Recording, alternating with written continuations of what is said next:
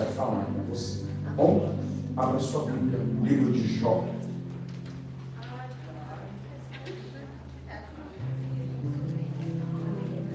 Eu não sei porque Deus me deu essa palavra, mas tem alguém aqui que Deus quer falar com você. Amém, Jesus?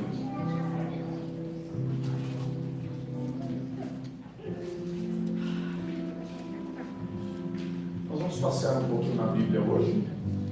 Bom, uma palavra aí para reflexão aos nossos corações, para que nós possamos entender, irmãos, esse contexto aqui histórico. Tá bom? Deixa eu precisar dar um recado aqui. A pastora falou sobre mergulhando. Irmãos, eu tenho pedido a Deus uma direção sobre mergulhando, e Deus tem impulsionado o meu coração que esse mergulhando desse ano é algo diferente. Deus me deu um tema, e Deus confirmou no coração da pastora esse tema, e ela nem sabia, irmãos. Diante de Deus, ela não sabia. E eu estava pedindo a Deus, Senhor, me dá uma orientação. E Deus, usando a pastora, falei, Senhor, é esse mesmo. Só que está no meu coração algo, e eu preciso orar para isso. Porque o tema é um tema profético, assim como foi os anteriores. E eu preciso só saber a quantidade de dias referente a este evento. Então, você que sempre ora a Deus dizendo, Senhor, eu estou com sede, eu estou com fome da tua presença, então se prepare, porque o mergulhando, ele vai gerar em você mais sede, mais fome. Você crê nisso? Glória a Deus. Então se prepare aí, assim que possível. Eu vou trazer para o Ministério de Louvor, porque é eles que vão estar à frente, e a gente vai estar cooperando. Então tenho certeza que Deus vai fazer grandes coisas. Amém?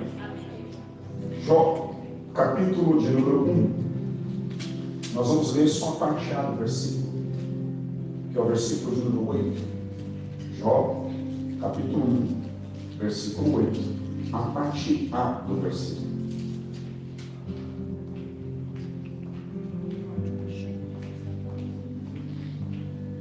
Está escrito assim: observaste o meu servo Jó. Vou repetir. Observaste o meu servo Jó. Pai, em nome de Jesus, aqui está a sua palavra. Fale conosco de forma muito clara e precisa e profunda. E sobre o texto que o Senhor colocou no meu coração, sobre alguém que aqui está, cuja esta palavra está direcionada, como o Senhor uma flecha em direção ao alvo que é o coração dele ou dela. Senhor, que traga fruto, que traga cura, que traga renovo, e que o teu nome seja glorificado acima de todas as coisas, em nome de Jesus. Amém e amém. Queridos, olhe para mim, por favor, preste atenção. Não feche a sua Bíblia, tá? O livro de Jó é considerado, de acordo com os sábios, o primeiro livro escrito da Bíblia e o mais antigo. O que está sendo narrado no livro de Jó tem aproximadamente, irmãos, a escrita, aproximadamente 3.000 anos. A escrita, o fato ocorreu depois da escrita aproximadamente 1.500 anos antes da escrita. Então vou repetir. A escrita do livro de Jó tem um tempo de 3.000 anos, ou foi escrito há 3.000 anos atrás. Porém, o fato que é narrado aqui aconteceu 1.500 anos aproximadamente antes da narrativa. O que está sendo tratado aqui é a história de um homem que viveu na Mesopotâmia e que tinha recebido da parte de Deus algo tão prazeroso para nós que estamos aqui, que exatamente o Senhor utiliza, ou melhor dizendo, o autor deste livro, ele utiliza a expressão servo. Porém, quando a gente abre a nossa Bíblia e a gente se aprofunda na escrita do templo, o tempo de 3.000 anos atrás, a escrita, e o fato narrado 1.500 antes da escrita aproximadamente, narra exatamente um período que naquela época tinha, irmãos, de servidão. Quando a gente fala de lei da escravidão, que na minha opinião, na opinião de alguns outros pregadores, deveria ser no Brasil uma data considerada nacional ou feriado nacional, porque aproximadamente na década de 1800 foi exatamente assinado por uma princesa, a princesa Isabel, exatamente a Lei Áurea, que era a lei que fazia com que os escravos que havia no Brasil e em toda parte do nosso território, foi escrita essa lei como forma de liberdade, de libertar aqueles que eram levados como escravos na época. Porém, essa lei da princesa Isabel, na década de 1800, irmãos, tinha-se uma lei que era chamada de Código de Hammurabi. Diga assim comigo, Código de Hammurabi. Acredito que alguns aqui já tiveram conhecimento que em um país existe uma pedra preta, uma pedra que está registrada exatamente as primeiras leis das civilizações nos tempos antigos.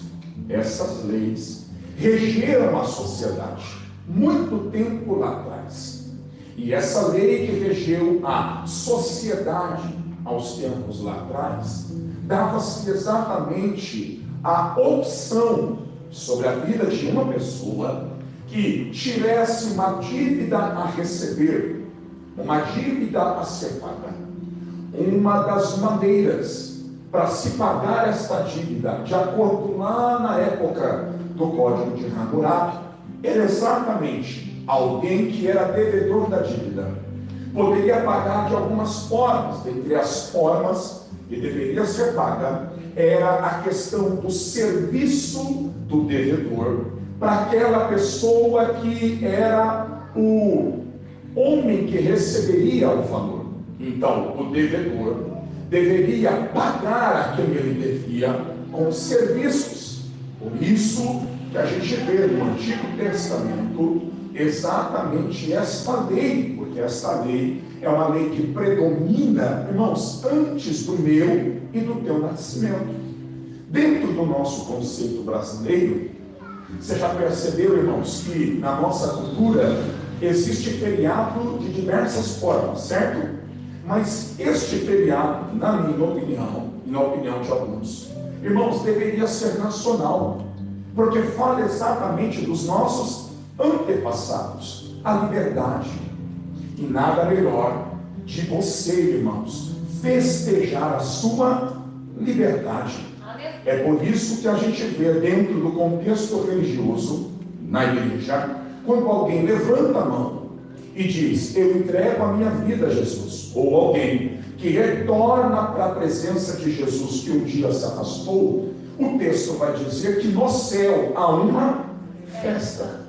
Por quê? Porque dentro do conceito da arte, da transformação e da salvação do ser humano, há algo que está sendo quebrado na vida daquele que está entregando a sua vida para Jesus.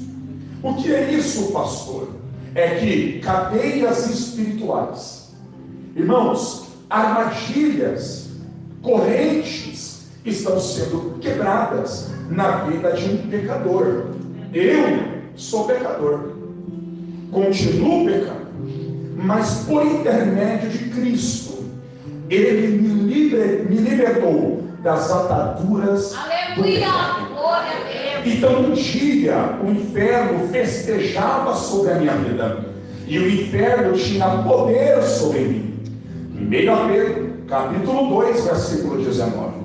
Pedro, escrevendo a carta, ele encerra o versículo 19 dizendo, prometendo-lhes liberdade, mas eles mesmos são servos da corrupção, Porque daquele por quem é vencido, esta pessoa se torna escravo de quem o venceu.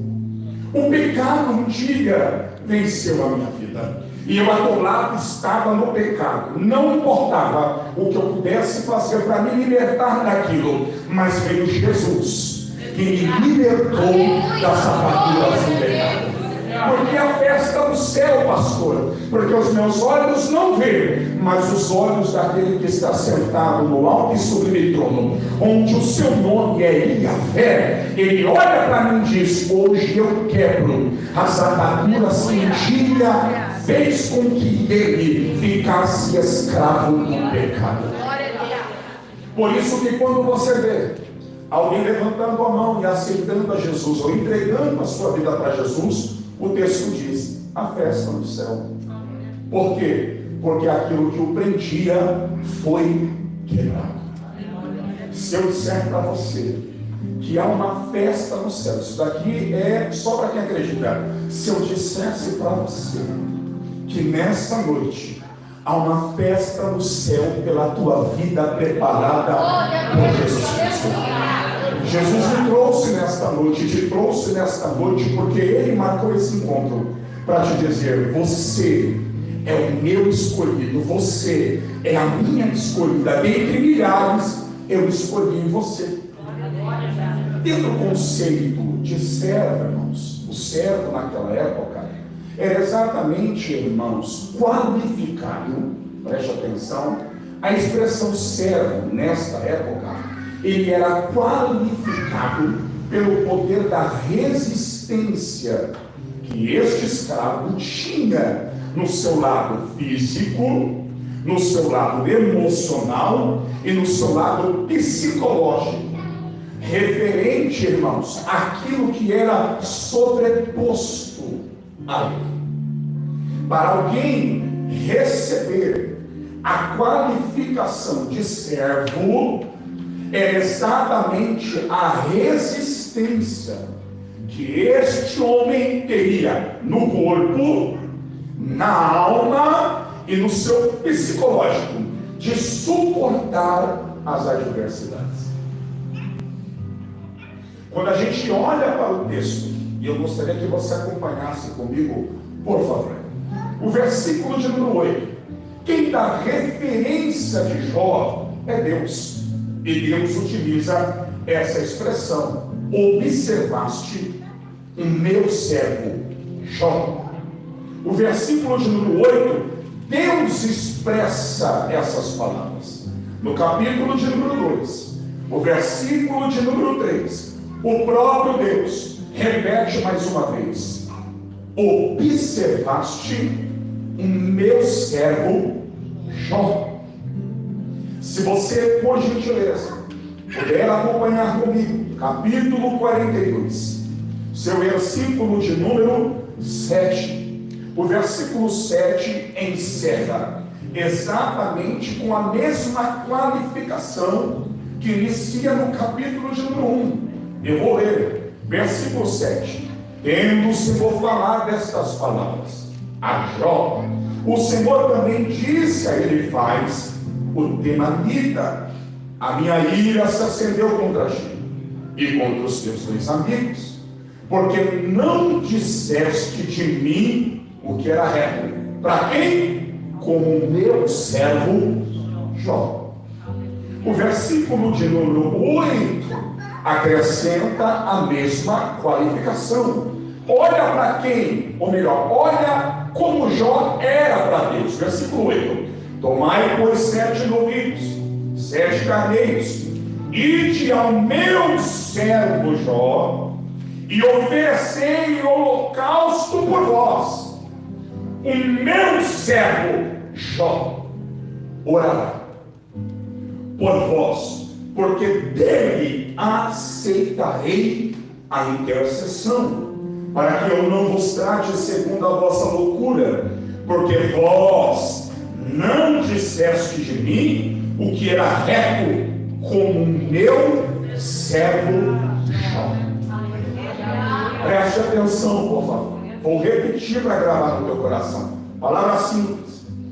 na época do que acontece na Mesopotâmia, para que alguém recebesse a qualidade de servo, era a capacidade que aquele homem tinha de suportar as aflições, de suportar as injúrias, de suportar o peso daquilo que era proposto aos seus ombros. Olhar para o homem e dizer: servo.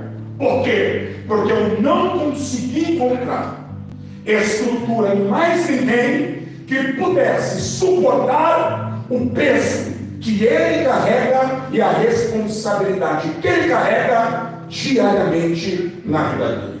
Olhar para um servo e dizer: este daí tem jeito de servo, fala como servo, age como servo e se propõe todos os dias a se manter como servo.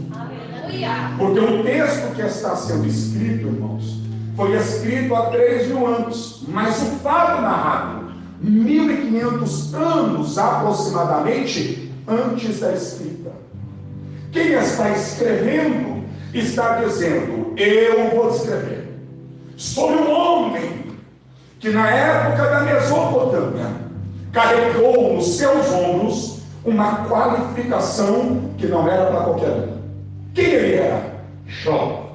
E qual era a qualificação dele no reino? Servo. Como é que você chegou a essa conclusão? É que naquela época, alguém que fosse capaz de perder tudo que este homem perdeu, não poderia receber outra qualificação a não ser servo. Por quê? Porque na época da Mesopotâmia, junto com o código de Hammurabi, dizia-se os sábios que um homem que tivesse algum tipo de dívida teria que pagar com o seu serviço a dívida. E o texto vai dizer que no ano do jubileu soltaria o escravo depois de 7 anos de serviço prestado a quem estava devendo a dívida. Jó não deve dívida, ao contrário, Deus olhou para Jó e disse: eu vou usar ele como referência para mostrar para todo mundo que perdendo ou ganhando, tendo ou não tendo, possuindo ou não possuindo, sendo visto ou não sendo visto, possuindo ou não possuindo, ele é servo. Deus vai utilizar essa referência. E qual é a referência? Nesta época da Mesopotâmia, nunca se ouviu, irmãos, dizer que alguém havia perdido filhos, riqueza, propriedade. O texto está narrando de alguém que dentro dessa civilização se destaca, ao ponto deste homem, num certo dia, estar entre os príncipes da terra, e como se fosse, irmãos, numa noite dormindo, acordar no outro dia e não se ver em nada, olhar para Jó e poder dizer: Jó comia nas melhores mesas, Jó era convidado para grandes festas e baladas, olhar para Jó e dizer: Jó tinha propriedade e era um homem próspero. Mas, irmãos, acompanhar a trajetória deste homem com tudo, e depois acompanhar a trajetória dele sem nada, e olhar para ele e dizer: Deus dá referência dele como servo, irmãos, não é para qualquer um. Porque ele começa sendo servo e termina sendo servo. Eu abro um parênteses aqui para fazer você entender alguma coisa e eu entender alguma coisa sobre esse texto. Quem foi que te disse que sofrer por causa de Cristo é fazer você olhar para o céu e dizer: Deus não vê? Quem foi que te ensinou e me ensinou que as minhas adversidades é Deus me deixando na prova? Quem foi que te disse que essa situação que você está vivendo é fruto do pecado? Ao contrário, Deus trouxe alguém aqui para te dizer: toda essa situação que você está vivendo, é eu mostrando através de você quem você é para o reino. Você é servo. Perdi, mas é servo. Não tendo, mas continua sendo servo. E quem é que vai dar referência? Não é o homem, não é a mulher de Jó, e nem é os filhos, nem muito menos os amigos. Porque quando a gente lê o livro de Jó, a gente vê 3 amigos, e surge um como se fosse o advogado dele. O seu nome é Eliú. Capítulo de número 30, capítulo de número até o capítulo de número 39, surge alguém que vai mostrar agora para Jó quem Deus é na vida de Jó. E aí o Senhor, usando Eliú, vai dizer: Jó, eu acompanhei a tua história, acompanhei a tua trajetória, acompanhei as suas indas e vindas, suas conquistas, mas também estive acompanhando as suas derrotas. E aí o Senhor usa Eliú para fazer com que Jó lembrasse do que ele disse. E o que Jó lembrou? Maldito foi o dia que eu nasci, melhor não ter nascido. Deus vai usar Eliú para lembrar Jó do que ele disse nos momentos de adversidades. Parece que Deus me abandonou, parece que Deus está usando a minha vida para sofrimento nesta terra. E aí o Senhor usa Eliú para simplesmente dizer: seja o intercessor dele, porque agora você vai lembrar para Jó o que foi o que ele disse durante a provação do que ele vivenciou e manifestou na terra. Lembra ele quais foram as palavras que ele disse, porque vai chegar na hora e o momento que eu vou trazer Jó para a minha presença, e eu vou perguntar para ele, e é ele que vai ter que responder para mim agora.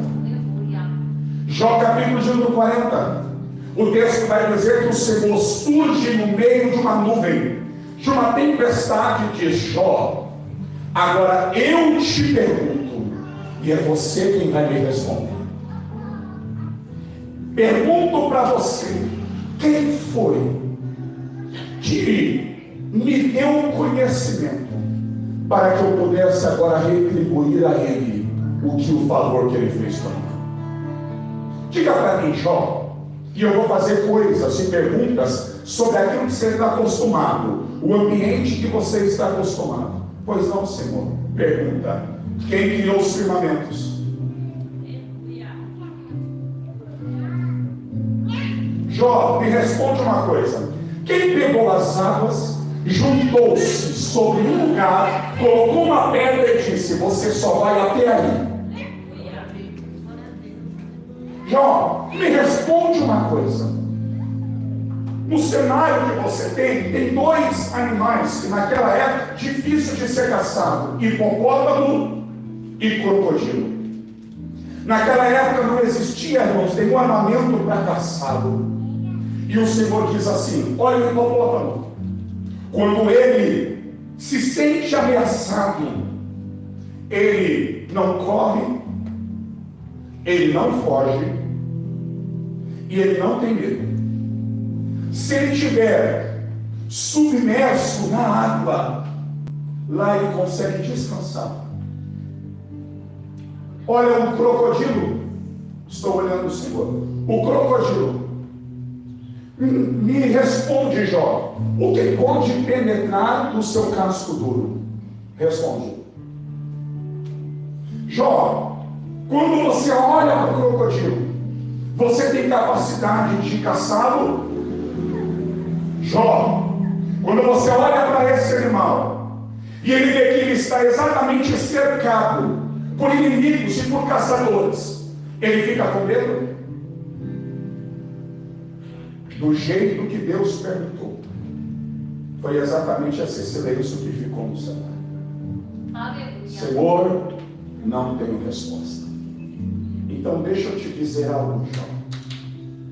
Quem é você para dizer o que eu devo fazer ou não fazer com você?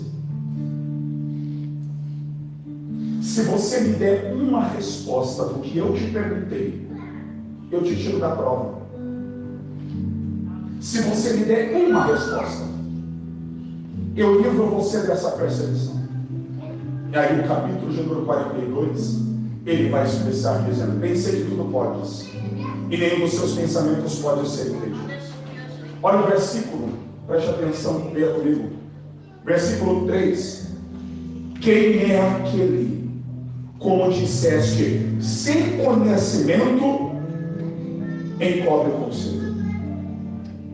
Na verdade, olha já falando dele, segundo, na verdade, falei do que não entendia, coisas maravilhosas demais para mim, coisas que eu não conhecia. Senhor, agora me escuta, pois eu havia dito, eu falarei. Agora, Senhor, eu te pergunto, tu me ensina? Aleluia, Jesus. Como é que é, Jó? Senhor, eu estava nas minhas verdades e eu fiquei questionando por quê. Mas eu cheguei a um consenso. Se eu perguntar, o Senhor me ensina. Glória a Deus. Versículo 5. Por que, Jó? Porque eu só conhecia de ouvir falar. Eu só tive conhecimento de quem tu és porque alguém falou. Mas agora os meus olhos te veem. Glória a Deus. Glória a Deus. Preste atenção aqui. Os sábios dizem que o episódio de número 40, Deus não se revela em forma corpórea humana, só ouviu uma voz. Vou repetir para você que está aqui. Não é Jó como nós. Eu vou lá, Senhor. Eu vou lá. Eu vou naquele culto, e naquele culto, por favor, Senhor, aparece como uma labareda de fogo. Porque se o Senhor não fizer desse jeito, dessa forma, dessa maneira, não foi o Senhor que falou. Jó não viu Deus, não presenciou o formato dele, mas só a voz. Aleluia. Do Eterno, ele disse: os meus olhos Aleluia. agora te veem. Glória a Deus. Rasgue na tua vida, por que isso está acontecendo comigo? Não teria Deus poder sobre essa matéria que sou eu e você. Aleluia. Pastor, qual é a finalidade da expressão servo? Eu encerro aqui. Uma das conotações da palavra servo dentro do aramaico, eu não sei se você entende. Oh, meu Deus. Você lembra quando Jesus disse em João capítulo 15: já não vos chamarei mais servo, mas sim de amigo. Aleluia. Uma das expressões do aramaico para servo é amigo. Deus está olhando para Jó e usando Jó, dizendo: Jó, o nosso relacionamento é de amigo. Aleluia. Sabe o que Deus está fazendo você viver dentro desse cenário que você está vivenciando? Deus está aumentando o teu nível de Glória relacionamento. a Deus. Eu sei que é difícil você olhar essas situações e tentar encontrar exatamente uma luz no fim do túnel, mas Deus te trouxe aqui para te fazer entender: ei, o teu Deus não precisa mostrar para você uma luz no fim do túnel para que você possa acreditar. Deus só precisa usar uma palavra para mexer com a sua alma e dizer: o meu Redentor. O que Deus quer ensinar a Jó é: Jó, eu vou usar a tua situação para mostrar para aqueles que vão vir depois de você qual é o nosso nível de intimidade. Tem gente que não entende que algumas situações que ele passa dentro de casa, no ministério, no trabalho, é simplesmente eu e você olhando para Deus e dizendo: Senhor, tu não estás vivendo. É Deus olhando para você e dizendo: você disse que queria aumentar o nível comigo. Então eu estou permitindo para que você suba mais um pouquinho de nível com a minha presença. Não adianta, irmãos. Se você entrou aqui pensando que as coisas da tua vida vão simplesmente ser resolvidas daquele jeito que você estava acostumado, eu quero te dizer, meu irmão, se prepare, porque o teu método de resolver os teus problemas, Deus descarta e joga no lixo, e Deus vai usar o método que Ele tem. E qual é o método que Ele tem? O silêncio. Para quê? Para mostrar para você que eu e você precisamos lançar a nossa ansiedade sobre Ele. 1 Pedro capítulo número 5, lançando sobre Ele toda a nossa ansiedade. Por quê? Porque Ele tem cuidado de nós. Há um cuidado de Deus na tua vida, mas você só consegue enxergar a falta do que você tem. E eu me lembro certa vez os discípulos olhando para o Senhor, dizendo: Senhor, Tu queres que a gente venha aumentar, melhor alimentar uma multidão? Aí o Senhor olha para os discípulos e diz assim: me diga o que é que vocês têm. Eles vão trazer ali um cardápio no meio da situação que estão vivendo, acha 5 pães e 2 peixinhos e apresenta para Jesus. E olha a pergunta: Senhor, o que pode ser 5 pães e 2 peixinhos para uma multidão? Oh, meu irmão, entenda uma coisa: o recurso que você acha que é pouco para você, é Deus olhando para você, é daí que vai vir o muito que você precisa. Às vezes você reclama do teu trabalho, reclama das pessoas, e o Senhor está dizendo: ei, é Deus 5 pães e 2 peixinhos. Então glorifica a Deus, porque mesmo sendo pouco, Ele tem suprido a vossa necessidade. Por isso eu acho, meu servo, Jó é servo quando tem tudo. Jó é servo quando perde. Jó é servo quando precisa orar pelos amigos. E Jó continua sendo servo quando o Senhor restitui tudo aquilo. Amém. Eu encerro. O texto diz que ele viveu 180 anos. Quantos anos ele viveu? 180. Deus deu 3 moças, filhas para ele. A primeira é Gemima, a segunda é Kézia, e a terceira é Keren Apuk. Gemima significa pomba. Kézia significa consolo. Keren Apuk significa descanso. Deus trouxe alguém aqui para dizer para alguém que eu não sei quem é: pastor, por que pomba? Porque pomba é símbolo de paz. O Senhor está dizendo: a paz vai reinar novamente.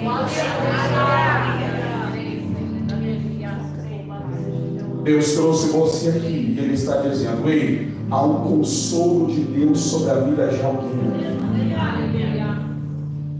E o que mais, pastor? Há um descanso para uma alma aflita aqui nessa noite. Pastor, o que eu faço? Reclamo? Faça como Jó. Eu vou olhar para o futuro. Aleluia. E qual é o seu futuro? Nu eu vim da minha mãe, nu eu voltarei para mim. Aleluia. Deixa eu olhar para o meu futuro. Bendito é o Deus Aleluia. que fez os céus. Olhar para o futuro é olhar para cima e dizer: aqui é só uma passagem. Eu sei de onde vim, mas eu também sei para onde vou. Observaste, meu servo Jó. Quem é ele? Meu amigo. Feche os seus olhos. Deus trouxe você aqui. Ele está dizendo para você: eu estou aumentando o nível da tua vida comigo. Pastor, você não sabe, só me ouça, feche os seus olhos.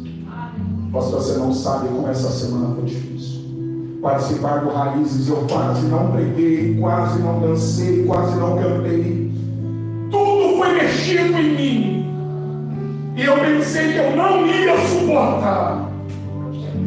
Mas o Senhor olhou para você e disse assim: ela suportou. Aleluia. Ele suportou. Qual é o resultado? Eu vou aumentar o nível dela comigo a partir de hoje. Glória a Deus. Aleluia. Eu trouxe alguém aqui para dizer isso. Ei, prepara-te. O céu está mais baixo para dentro da tua casa. O céu de Deus está mais próximo dentro da sua história. E eu tenho uma notícia para te dar. Prepare-te. Deus vai fazer com que os teus olhos acesse aquilo que você ainda não conseguiu acessar. Glória a Deus. Aleluia. Tem algo de Deus preparado para mim. Glória a Deus. Eu nem sei porquê da palavra, mas Deus trouxe aqui para dizer: prepare-te. Eu estou montando um cenário da tua vida. Eu estou transformando este cenário em cinza. Porque quando ele vai ler, ou melhor, ele vai dizer o capítulo 42, ele encerra no versículo 6 dizendo: Senhor, eu só conhecia de ouvir falar, mas agora os meus olhos te veem. Aí o texto diz que ele ora, pede perdão a Deus e diz: Senhor, restitui-me dentro das cinzas e dentro, Senhor, do que eu perdi no meio do caminho. Olha o cenário que ele está no meio das cinzas, do que só restou. Aleluia. Oh, meu irmão, tu entraste aqui nesse cenário. Alguém que entrou aqui com esse sentimento: parece que eu me sinto no meio das cinzas. Eu olho ao meu redor e eu só vejo destruição. Eu olho ao meu redor e eu só vejo tudo destruído. O que eu faço? É Deus olhando esse cenário dizendo: é aí que eu vou começar a reforma na tua casa.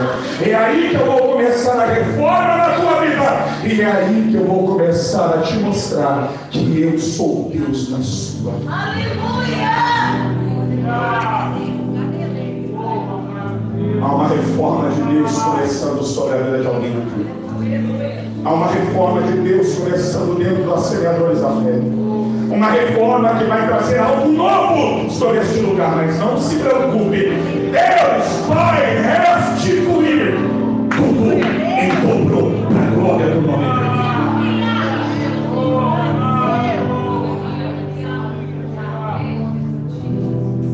No seu lugar, você tem 3 minutos para falar com Deus. Mesmo sentado, fala com Ele. O Senhor te trouxe aqui para te fazer entender: você é meu amigo. Você é meu amigo, você é minha amiga. Porque o servo não sabe o que o Senhor faz, mas o amigo, ele sabe de tudo.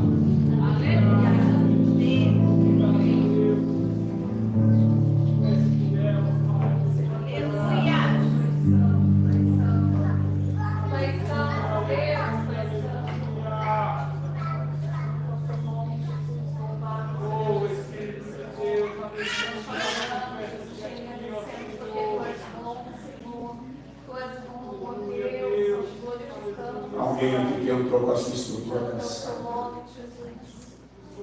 Você entrou aqui dizendo assim: pastor, parece que desde o primeiro momento que eu vim para a igreja, parece que a minha vida está tomando uma mudança tão drástica que parece que foi a pior decisão que eu tomei. Deus está dizendo: ao contrário, filha, foi a melhor decisão que você tomou. Pastor, mas por que está virando tudo de cabeça para baixo? É Deus olhando para você dizendo: é eu colocando tudo no seu devido lugar. Porque quem olhar para você vai dizer: como é que aquilo ali aconteceu? Você vai dizer: foi Deus. Foi Deus. Foi Deus. Hein, meu irmão? O que Deus tem preparado para você só vai ter uma resposta. Nos teus lábios você vai dizer: foi Deus. E o que você fez? Eu só precisei me curvar. Eu só precisei me ajoelhar. E reconhecer que foi Deus. Você pode olhar aí o seu cenário e entender que a expressão servo é aquilo que suporta. A expressão servo é aquilo que tem a capacidade de suportar. Em que lugar aí você pode dizer comigo: Deus me deu uma capacidade de suportar.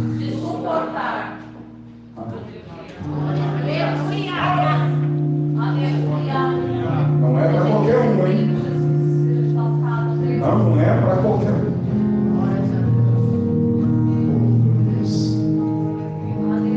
Não é para qualquer um, Senhor, essa capacidade. Não é para qualquer um. E mesmo não sendo para qualquer um, o Senhor escolhe alguns específicos para criar neles essa resistência. Ah, se você soubesse o quanto você é forte e o quanto você suporta. Ah, se você soubesse o que tem aí dentro de você é capaz de parar o inferno todinho. Ah, se você soubesse que o que tem dentro de você vai fazer os teus inimigos recuar. Ah, se você soubesse que o que está dentro de você é tão poderoso, é todo poderoso, que não haveria nada na face da terra que faria você retroceder pelo caminho que um dia Jesus te encontrou. Você iria olhar e ia dizer: não, eu vou até o final. Eu vou até o final.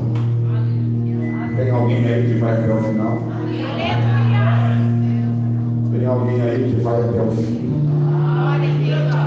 E ele encerra aqui te dizendo: tua história não acaba aqui. Tua história não acaba aqui. Então cante conosco este louvor aí sentadinho no teu lugar.